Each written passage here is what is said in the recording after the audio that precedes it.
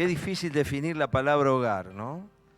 Cuando pensamos en hogar, el dibujo, que ahí por ahí lo van a proyectar, hogar viene de hoguera. Es interesante esto, ¿no? Durante milenios la humanidad construyó sus historias en los fuegos. El fuego representó el lugar de encuentro.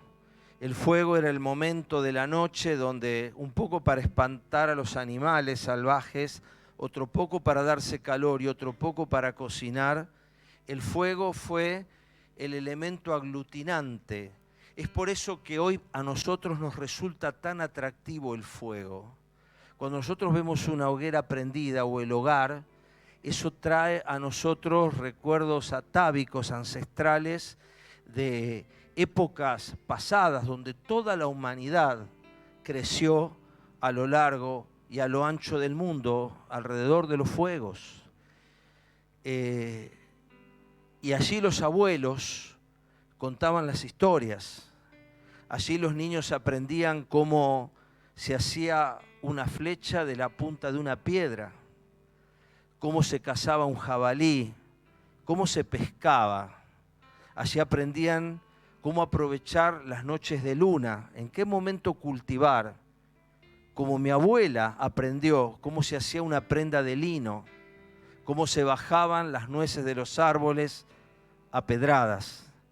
La humanidad durante toda su historia aprendió alrededor de los fuegos y por eso hogar y hoguera tienen el mismo origen. Hoy hemos perdido las hogueras. No solo los fuegos, hemos perdido las mesas. Hoy cada cual va al microondas y se recalienta la comida cuando quiere. Los abuelos en alguna parte del mundo o de la historia. Los padres, cada cual en la suya. Hemos perdido las hogueras, hemos perdido los momentos de encuentro, donde la familia se sienta en un tiempo sin tiempo a adquirir las experiencias ancestrales que nos hicieron humanidad. Y por eso, en este mes de octubre, en que el tercer domingo se celebra el Día de la Familia, qué bueno que nosotros aprendamos que hay diversidad de hogares. Hoy David tiene un hogar donde no hay una esposa, donde no hay hijos, pero es hogar. Y yo el viernes que estuve en la presentación del libro en el fórum con Gabriel, Lore y alguno más, varios acá, pastores, había varios, escuchamos, los que estuvimos ahí, que varios de los chicos hablaron de hogar, que ese era su hogar. Y qué bueno que identificamos hogar por lazos, por pertenencias, por contención, por aceptación, por comunicación, por respeto, por no rechazo. ¿Cuántas cosas que mencionamos acá en familia hoy son hogar? ¿Cuántos no tienen hogar? ¿Cuántos no tienen hogar? Y vimos tres realidades distintas, dos personas que en el extremo del continente se pusieron de acuerdo y por tener un propósito y una meta común hoy están unidos y son matrimonio. Aunque en la definición que Leo nos traía, es en realidad una familia ensamblada, pero son familia y están unidos. Y vimos otro matrimonio de realidades tan distintas, un embarazo adolescente, una historia, una no aceptación, una lucha, una incomprensión. Y hoy el Señor fue ordenando eso. Y hoy son una familia ejemplo para mis hijas adolescentes. Y vemos una hermana y un hermano que hoy identifican en un lugar donde no hay lazos de consanguinidad con los que están bajo el mismo techo, pero son hogar. Los tres son hogar. Quiero que si proyectamos un poquito allí, hay una expresión hebrea que está en Deuteronomio capítulo 6, ¿no? Si me proyectan la siguiente, ahí van a ver que hay una expresión que está en Deuteronomio capítulo 6 y que en hebreo se pronuncia como la Shema. Y la Shema representa, ahí está no sé si alguno sabe leer hebreo, no sé si está bien escrito lo de la derecha. pero ahí dice la Shema. Y la Shema en realidad es una expresión que es por un párrafo que está en Deuteronomio 6, si me pones la siguiente, que es una voz milenaria que nos da la receta ancestral para ser hogar. Yo a veces pienso, ¿cómo la humanidad llegó hasta acá? ¿Cómo lo logramos? Y cuando pensamos en que nunca lo podríamos haber logrado sin hogar, sin familia, cobra un lustre especial esta idea, que no solo representa una tradición, sino que es una voz.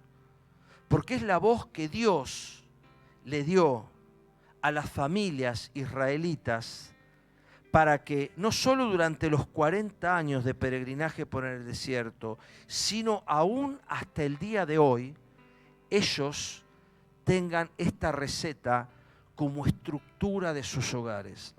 Son apenas 5 versículos que los vamos a leer. Poneme la siguiente, por favor. Es tan cortito como esto, tan profundo como esto también. Escucha, pueblo mío. Shema en hebreo es escucha. Por eso este párrafo se lo conoce como la Shema. La importancia que Israel le dio a la transmisión oral y a la conformación de sus principios de familia alrededor de estos preceptos. Escucha, pueblo mío, el Señor nuestro Dios es el único Señor.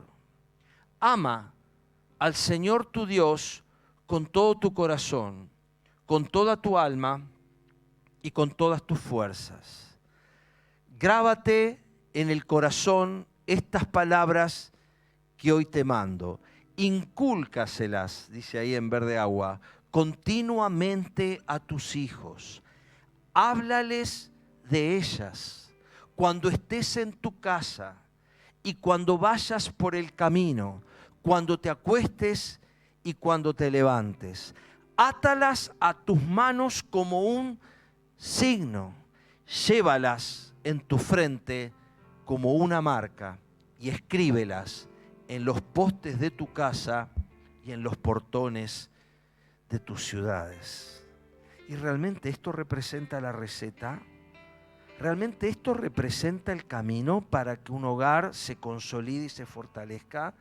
Permítanme hacer una disección, ¿no? Separar como uno separa la bondiola desmechada. ¿Cómo va a hablar de bondiola desmechada? Ahí está. Es una desprolijidad, ¿o no, José? Pero ¿vieron cuando uno desmecha la bondiola? Que bueno, salvando las distancias, vamos a desmechar un poco esto. Vamos a la siguiente. Miren lo que dice. Ahí vamos. Ama al Señor. Ama al Señor. Y este es el principio de lo que nos contaban acá los chicos. Fíjese que dice, amarás al Señor con todo tu corazón, con todas tus fuerzas.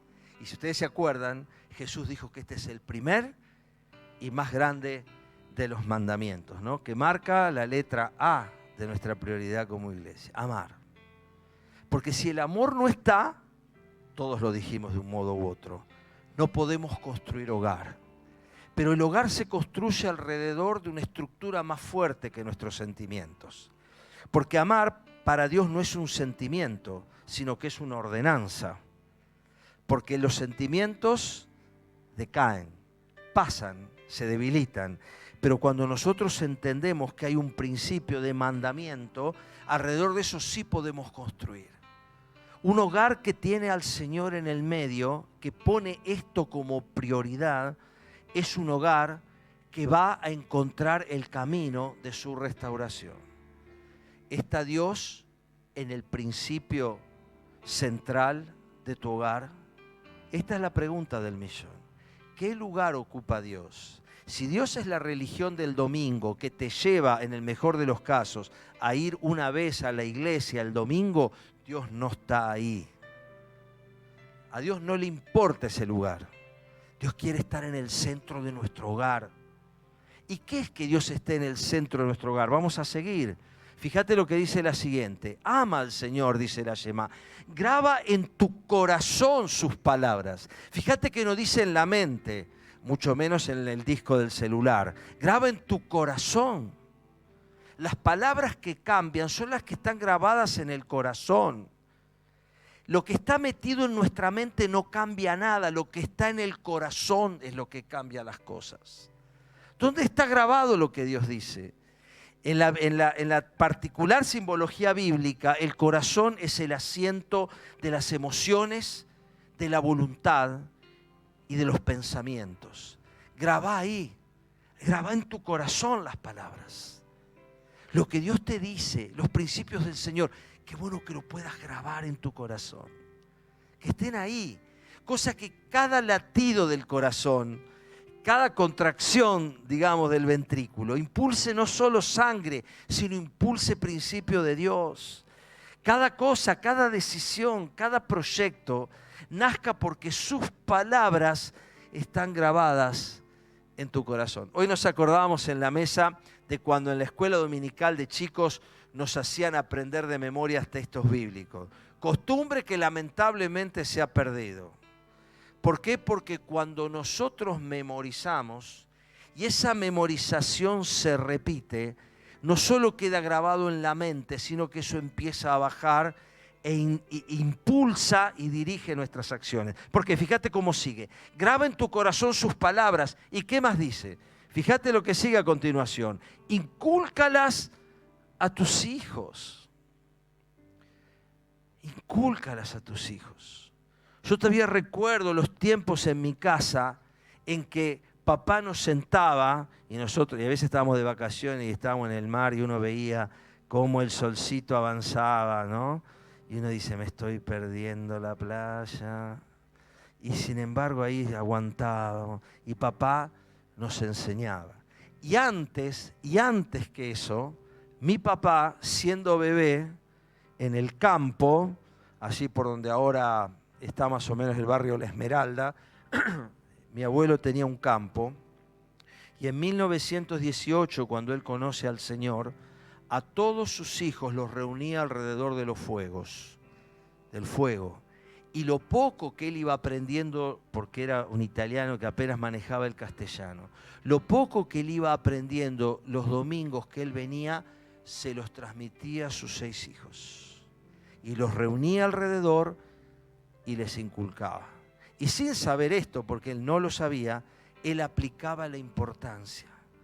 Que no es imponer, inculcar no es imponer, inculcar da la idea de sembrar. Yo voy sembrando. ¿Por qué? Porque fíjate lo que dice la siguiente, ¿no?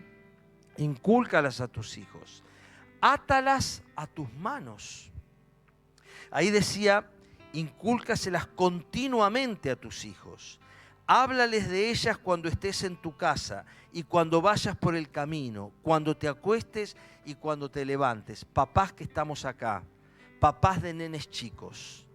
La transmisión de los principios de Dios no es un día y un horario, porque lo que nosotros somos grita mucho más fuerte que lo que nosotros decimos. Los chicos van a leer la palabra de Dios no solo en lo que nosotros digamos, sino y mucho más en lo que nosotros hagamos.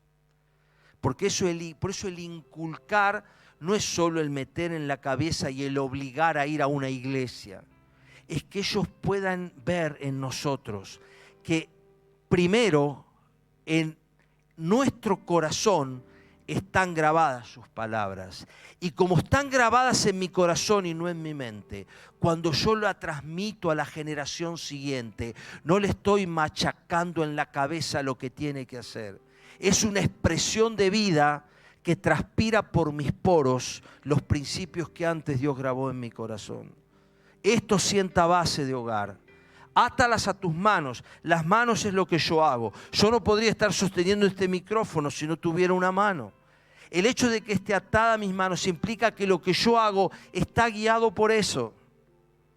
Si yo quiero que mi hogar se fundamente y se consolide, los principios de Dios están atados a mis manos. Cuando yo cocino con esos principios. Cuando lavo el auto, lavo con esos principios. Cuando mi equipo de fútbol está perdiendo por 3-0, tengo esos principios también. Átalas a mis manos. Porque muchas veces nosotros sabemos un montón de cosas, pero qué largo es el camino hasta mi mano. Qué largo es el camino hasta mi mano. Por eso si el principio no solo está en mi corazón, sino que está atado a mis manos, lo que yo haga lo haré en base a ese principio central. ¿Qué les está diciendo a ellos? Si querés que tus hijos sigan lo que vos creés, actúa en consecuencia. Que tus manos estén atadas a ese principio. Qué fundamental es esto. Lo siguiente, y ya queda poco, llévalas en tu frente. En tu frente. Detrás de esto está el lóbulo frontal. Y hacia arriba acá hay una capita de muy pocos milímetros que recubre todo el cerebro, que tiene como 1 metro cuadrado, que es la sustancia gris. Y allí está la acumulación de todo lo que nosotros hemos aprendido y recibido como personas. Llévalas en tu frente. No la dejes en casa. No las dejes en la mesita de luz. No la dejes encerrada en tu Biblia. Llévatelas. Llévatelas en tu frente. Que esos pensamientos te guíen, conduzcan tu opinar, tu actuar y tu decir. Llévalas con vos. Llévalas en tu mente. Que allí aniden, que allí conduzcan, que allí dirijan. ¿Cómo estoy pensando yo? Hoy el mundo nos llena de paradigmas distintos para pensar. Nosotros no podemos escapar a la cultura. No podemos escapar a lo que hemos estudiado. No podemos escapar a lo que nos enseñan en las universidades. A menos que sus palabras estén en nuestra frente y podamos permear las cosas que recibimos a través de los principios con los que antes hemos regado nuestra materia gris. Y finalmente, ¿qué más dice? La última, escríbelas en los postes de tu casa y en los portones de tus ciudades. Escríbelas en los postes de tu casa. Los postes en esa casa eran las columnas, era lo que sostenía erguida la vivienda. ¿Qué está queriendo decir aquí esta palabra? Que solamente vamos a poder sostener nuestra casa si su palabra es columnar. No es un accesorio. No te dice, y escribíla en el cuadrito que está arriba de la chimenea. Escribíla en el extractor. Escribíla en el espejo del baño. No, escribíla en los postes. En los fundamentos. Que los fundamentos de tu decisión, que los fundamentos de tu planificación, que los fundamentos de la decisión de la carrera que vas a estudiar, de aquella persona con quien te vas a casar, del trabajo que vas a elegir y aún de la ciudad donde vas a vivir, que los fundamentos de la vivienda, de la casa, del hogar que querés construir, tenga las palabras de Dios escritas en los postes. Ahí tiene que estar. Que sea el fundamento de tu hogar. Ahora vos decís, bueno, esto está muy bonito, pero yo arranqué, me traje, este es el diario del lunes, yo arranqué hace mucho con esto. Las 3 historias que vos escuchaste acá no arrancaron de cero con esto. Y ese es el mensaje que yo quiero traerte en esta noche. Porque esto es un ideal. Y gracias a Dios, por los que los pudimos aprender antes de transitar el camino. Pero la inmensa mayoría de los que estamos acá lo aprendimos después. Aprendimos cómo se hace la torta después que se nos quemó en el horno. Lo aprendimos después. Pero ¿sabés? Lo que marca la diferencia entre el conocimiento humano y el poder de Dios, que en el mismo punto donde vos estás en esta noche, Dios quiere y puede empezar a trabajar en tu vida. Hemos escuchado historias de resurrección. ¿Acaso hay alguien aquí en esta noche que ha vivido cosas más duras que las que vivió David Flores? Quizás sí. Quizás no. Pero si Dios pudo obrar sobre David y hoy estuvo sentado al lado de su hermana, mostrando cómo Dios restauró lo que para el hombre estaba perdido, dijo Jesús, el Hijo del Hombre vino a buscar y a salvar lo que se había perdido. Vino a buscar y a salvar lo que se había perdido. Quizás vos crees que tu vida está perdida. Quizás vos crees que este tren de 6 vagones lo perdiste y hace mucho. Quizás vos viste pasar la vida hasta acá y diciendo, yo de esto no puedo poner esos tildes, ninguno lo puedo poner. Pero hay una palabra maravillosa que dijo un hombre que sufrió mucho. Y él escribió esta frase que no es mía. Dios tiene el poder de escribir derecho sobre renglones torcidos. Dios tiene el poder de escribir derecho sobre renglones torcidos.